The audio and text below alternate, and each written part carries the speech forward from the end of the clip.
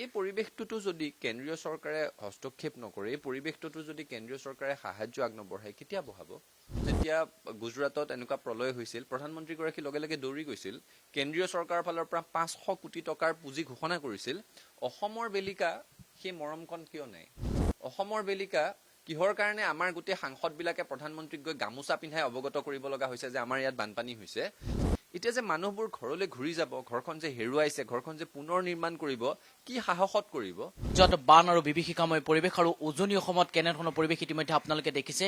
উজনি অসমলৈ বিভিন্ন দল সংগঠন ইতিমধ্যে ৰাওনা হৈছে আৰু বিভিন্ন ব্যক্তিয়ে ইতিমধ্যে বান সাহায্য বিতৰণ কৰিছে অসমৰ উজনি অসমৰ 3খনকৈ জিলাত। আৰু ইতিমধ্যে কালিৰ দিনটোত আমি দেখিবলৈ পাইছিলো যে সদৌ অসম ছাত্ৰ সন্থাই ইয়াৰ পূৰ্বে মুখ্যমন্ত্ৰী ডক্টৰ হিমন্ত বিশ্ব শৰ্মালৈ এখন মুকলি চিঠি দিছিল আৰু কালিৰ দিনটোত প্ৰধানমন্ত্ৰী নৰেন্দ্ৰ মোদীলৈ কেইবাদফীয়া তেওঁলোকে দাবী লৈ প্ৰধানমন্ত্ৰীলৈ এক প্ৰকাৰে তেওঁলোকে পত্ৰ প্ৰেৰণ কৰিছে। আৰু এইখন যিখন পত্ৰখনত কি আছে এই মুহূৰ্তত আমি কথা পাতিবলৈ চেষ্টা কৰিম। আৰু সদৌ অসম ছাত্ৰ সন্থাই এই সময়ছোৱাত আমি দেখিবলৈ পাইছো যে সভাপতি সম্পাদককে ধৰি তেওঁলোকৰ যিসকল সদস্য সদৌ অসম ছাত্ৰ সন্থাৰ প্ৰতিখন জিলা, প্ৰতিখন মহকুমাৰ এই 3খনকৈ জিলাৰ প্ৰতিগৰাকীয়ে বান সাহায্য বিতৰণ কৰি থকা আমি দেখিবলৈ পাইছো। আৰু কাইলৈ দিনটোত সদৌ অসম ছাত্ৰ সন্থাৰ সভাপতি মুখ্য উপদেষ্টা ডক্টৰ সমুজ্জ্বল কুমাৰ ভট্টাচাৰ্য ৰাওনা হ'ব পুনৰবাৰ উজনি অসমলৈ।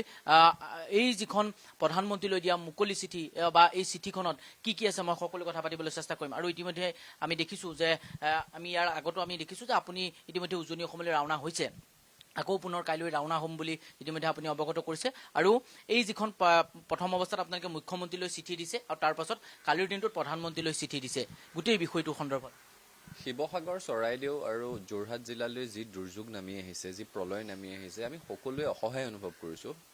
আমি সকলোৱে নিজে পৰাখিনি চেষ্টা কৰিছোঁ। প্ৰথম দিনটোৰ পৰাই উদ্ধাৰ কাৰ্যই হওক, সাহায্য অভিযানেই হওক, সদৌ অসম ছাত্ৰ সন্থাৰ সতীৰ্থসকলে 3খন জিলাত যি ধৰণেৰে পাৰে সেৱা আগবঢ়াই আছে। এটা ছাত্ৰ সংগঠন হিচাপে সীমিত সামৰ্থ্য আমাৰ, তথাপিতো কাৰোবাক ৰাতিৰ এসাঁজ আহাৰ ৰান্ধি খুৱাইছে, বন্যাৰ্তসকলক প্ৰয়োজনীয় সামগ্ৰী দিবলৈ যত্ন কৰিছে। আমিও গৈ চৰাইদেউ, শিৱসাগৰ, যোৰহাটৰ আমাৰ ছাত্ৰ সন্থাৰ সতীৰ্থসকলক লগ দিছোঁ।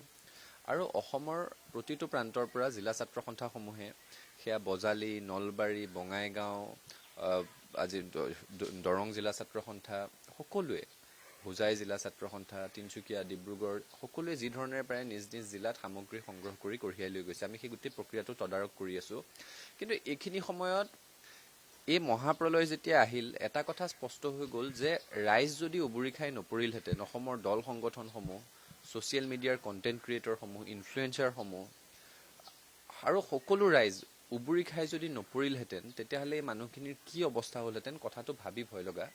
কাৰণ দুৰ্যোগ প্ৰশমন বিভাগটো ব্যৰ্থ হৈছে বুলি সকলোৱে কৈছে এতিয়া। আৰু মুখ্যমন্ত্ৰীগৰাকীয়ে 3 দিনৰ পাছলৈকে প্ৰশাসনৰ মুৰব্বীসকলৰ লগত 3খন জিলাৰে তেওঁ সভা কৰিছে। সভা কৰি তেওঁ কৈছে যে পলসৰ কাৰণে বহু মানুহৰ ওচৰত যাব পৰা নাই। মহাপ্ৰলয়ৰ 7 দিন পৰ্যন্ত বহু মানুহে এটুপি পানী পোৱা নাছিলে, বহু মানুহে খাদ্য সামগ্ৰী পোৱা নাছিল, একেযোৰ সাজ পিন্ধি 7 দিন পৰ্যন্ত কটাব লগা হৈছিলে। প্ৰাণৰ নিশ্চয়তা নোহোৱা এটা পৰিৱেশ।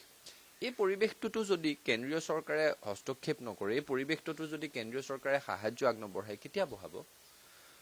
নিৰ্বাচনৰ সময়ত প্ৰধানমন্ত্ৰীগৰাকী সপ্তাহটোত 2-3বাৰ আহে, গৃহমন্ত্ৰীগৰাকী 2-3বাৰ আহে। প্ৰধানমন্ত্ৰীগৰাকীয়ে ভঙা ভঙা অসমীয়াত সোধে, উজনিৰ ৰাইজ কেনে আছে, আপোনালোকক মৰম দিছোঁ। সেই মৰমটো এতিয়াহে লাগে।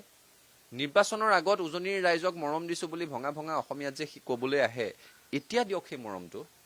কাৰণ মৃতদেহৰ পিছত মৃতদেহ উদ্ধাৰ হৈ আছে, পলসৰ পৰা নিৰ্জীৱ দেহসমূহ ক্ৰমশঃ উদ্ধাৰ হ'বলৈ আৰম্ভ কৰিছে, পশুধন উটি নোহোৱা হৈ গৈছে। এতিয়া বান কিছু কমাৰ লগে লগে মানুহবোৰ আশ্ৰয় শিবিৰৰ পৰা ঘৰলৈ যাব ওলাইছে। কাৰোবাৰ ঘৰখনেই নাই, কাৰোবাৰ ঘৰখন আছে, আচবাব একো নাই, খেতি কৰি চলা পৰিয়াল এটাৰ পশুধন সকলো নোহোৱা হৈ গৈছেগৈ। স্কুলৰ ল'ৰা ছোৱালীৰ কিতাপ পত্ৰ, ইউনিফৰ্ম উটি নোহোৱা হৈ গৈছেগৈ। তেনে প্ৰেক্ষাপটত কেন্দ্ৰীয় চৰকাৰে যদি এই দুৰ্যোগক ৰাষ্ট্ৰীয় সমস্যা বুলি ঘোষণা নকৰে, কেতিয়া কৰিব? সেইকাৰণে আমি আমাৰ ভাৰতবৰ্ষৰ সন্মানীয় প্ৰধানমন্ত্ৰীগৰাকীলৈ সদৌ অসম ছাত্ৰ সন্থাৰ পৰা কালি দাবী পত্ৰ প্ৰেৰণ কৰিছোঁ। আমাৰ মূলতঃ 4টা দাবী। প্ৰথম কথা, অসমৰ বান গৰাখহনীয়াক ৰাষ্ট্ৰীয় সমস্যা হিচাপে ঘোষণা কৰিব লাগে। স্বাধীনতাৰ পাছৰে পৰা এতিয়ালৈকে ৰাজ্যখনৰ অৰ্থনীতি ভাঙি পেলাইছে বানপানীয়ে।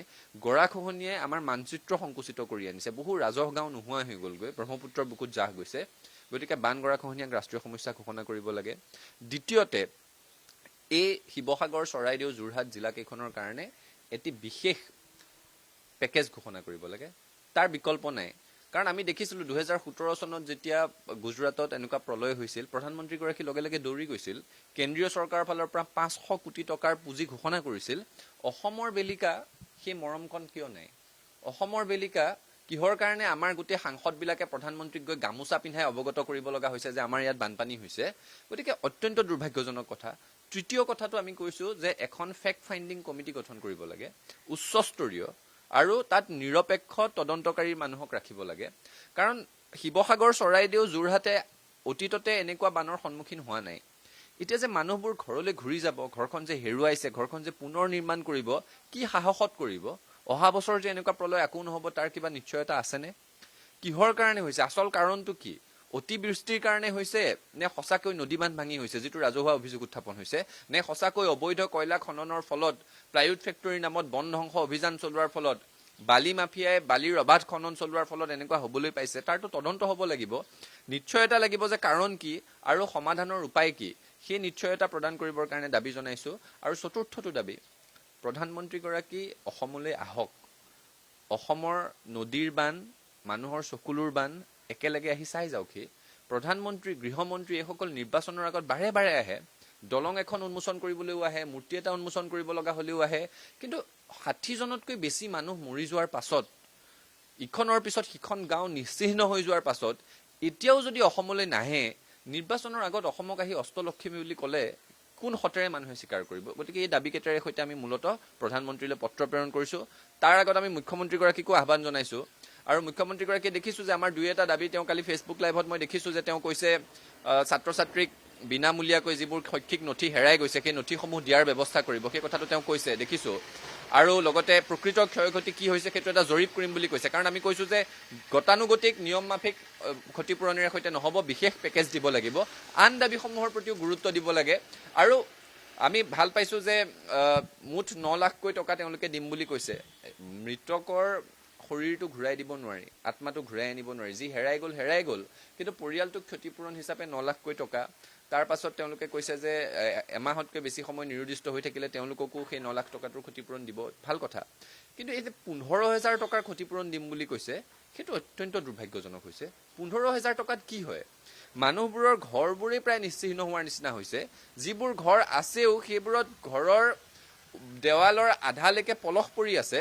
গতিকে অন্ততঃ মানুহখিনি গৈ তাত ঠান-ঠিত লাগিব পৰাকৈ, ঘৰটোত সোমাই এখন বিচনা চাদৰ, এখন বিচনা কিনি তাত শুব পৰা হোৱাকৈ, পানীৰ ফিল্টাৰ এটা কিনি পানী খাব পৰা হোৱাকৈ, ক্ষয় ক্ষতিৰ পৰিমাণ অনুযায়ী 50,000ৰ পৰা 1 লাখ টকা একেবাৰে প্ৰাথমিক বৰ্তমান গৈ সোমাবৰ কাৰণে সাহায্য দিব লাগে। আৰু তাৰ পাছত বিশেষ পেকেজ ঘোষণা কৰি এইসকলক অৰ্থনৈতিক সকাহ আগবঢ়াব লাগে।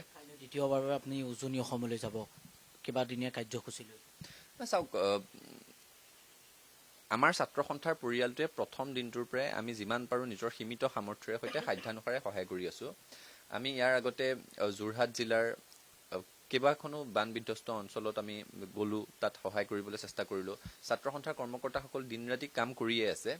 আৰু আমি তাৰ পাছত গুৱাহাটীলৈ আহিও চেষ্টা কৰিলোঁ যে বাকীসমূহ জিলা ছাত্ৰ সন্থাৰ পৰাও সামগ্ৰী সংগ্ৰহ কৰি চৰাইদেউ, শিৱসাগৰ, যোৰহাটৰ সতীৰ্থসকললৈ প্ৰেৰণ কৰিব পাৰি নেকি। সেই কথাটোত আমাৰ ছাত্ৰ সন্থাৰ প্ৰতিখন জিলা সমিতিয়ে খুব আন্তৰিকতাৰে সৈতে কামটো কৰিছে, দিনে নিশাই কষ্ট কৰি সকলো গৈ আছে এদিন এদিনকৈ। এতিয়া সদৌ গুৱাহাটী ছাত্ৰ সন্থাৰ উদ্যোগত গুৱাহাটীতো সামগ্ৰী সংগ্ৰহ কৰি থকা হৈছে, সেইবোৰো লৈ যাব। ইয়াৰ পাছত আমি স্বাস্থ্য শিবিৰৰো ব্যৱস্থা কৰিম। আৰু এইখিনি তদাৰক কৰি আমি কাইলৈ পুনৰ শিৱসাগৰ আৰু চৰাইদেউলৈ যাম। চৰাইদেউ, শিৱসাগৰৰ দুৰ্গত লোকসকলৰ মাজত এষাৰ মাত দিবলৈ চেষ্টা কৰিম, সাধ্যানুসাৰে সহায় আগবঢ়াবলৈ চেষ্টা কৰিম। এইখিনি সময়ত জাতীয় দল, সংগঠন, সামাজিক মাধ্যমৰ ইনফ্লুৱেঞ্চাৰসকল, সামাজিক সংস্থাসমূহ সকলোৱে নিজৰ কৰণীয়খিনি ভাল ধৰণেৰে কৰিছে। কিন্তু চৰকাৰৰ ক্ষেত্ৰত যি ধৰণৰ আৰ্থিক সকাহ মানুহে পাব লাগিব সেইটো যদি নাপায়, বৰ্তমানৰ সহায়খিনিয়ে কোনো কামত নাহিব। কাৰণ এই পৰিয়ালবিলাকৰ অৰ্থনৈতিক কাঠামোটো চিৰদিনৰ কাৰণে ভংগ হৈ যাবগৈ, ভাঙি চুৰমাৰ হৈ গৈছে ইতিমধ্যে। গতিকে ৰাজ্য চৰকাৰ আৰু কেন্দ্ৰীয় চৰকাৰ উভয়ে গোটেই বিষয়টোত ক্ষীপ্ৰ পদক্ষেপ ল'ব লাগে, ফলপ্ৰসূ পদক্ষেপ ল'ব লাগে। আৰু সাহায্য বৃহৎ পৰিসৰত আগবঢ়াই লৈ যোৱাৰ লগতে ভৱিষ্যতে পুনৰ সংস্থাপনৰ ৰূপৰেখা অংকন কৰিব লাগে। আৰু তাৰ কাৰণে শকত অৰ্থনৈতিক পেকেজ ঘোষণা কৰিব লাগে। জনাইছোঁ সেয়া আছিল সদৌ অসম ছাত্ৰ সন্থাৰ সভাপতি উৎপল শৰ্মা। ইতিমধ্যে আমি দেখিবলৈ পাইছিলোঁ যে যোৰহাটৰ বিভিন্ন স্থানত তেখেতে বান সাহায্য বিতৰণ কৰিছিল আৰু কাইলৈ দিনটো দ্বিতীয়বাৰৰ বাবে উজনি অসমলৈ কেইবাদিনীয়া কাৰ্যসূচীলৈ তেখেতে যাব বা সদৌ অসম ছাত্ৰ সন্থাৰ এটি সজাতি দল কাইলৈ দিনটোত যাব আৰু ইতিমধ্যে প্ৰথম অৱস্থাত মুখ্যমন্ত্ৰী আৰু দ্বিতীয় অৱস্থাত দ্বিতীয় অৱস্থাত আমি দেখিবলৈ পাইছোঁ যে কাইলৈৰ দিনটোত প্ৰধানমন্ত্ৰী নৰেন্দ্ৰ মোদীলৈ তেওঁলোকে কেইবাদফীয়া দাবী পত্ৰ প্ৰেৰণ কৰিছে।